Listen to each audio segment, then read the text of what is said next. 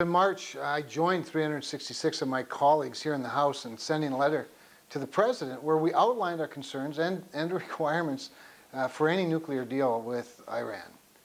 And we said then, and I maintain today, that any deal needs to constrain Iran's nuclear infrastructure to ensure that they have no pathway, and I mean no pathway to a bomb, and that any agreement has to be long-lasting, not a 10-year deal, not an 8-year deal, not even a 15-year deal, but long-lasting.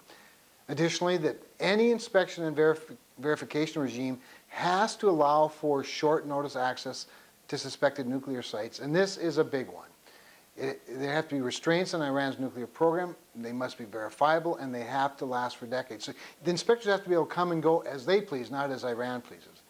And the administration has agreed to gradually remove the current weapons embargo on Iran. This is a very big problem for me. Any nuclear deal with the #1 state sponsor of terrorism certainly shouldn't include opening the door for more conventional weapons like intercontinental ballistic missile technology from Russia.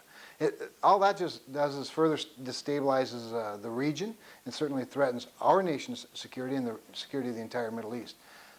Now, while I and most members of Congress haven't had an opportunity to review the full agreement, a lot of it is coming out here and there, largely I think from Russia. But I can't support any deal unless these conditions that I've outlined and that my colleagues have outlined are met, because a bad deal, frankly, is worse than no deal at all. But I'm also deeply concerned that there's been no mention of the release of the American citizens currently being detained in Iran.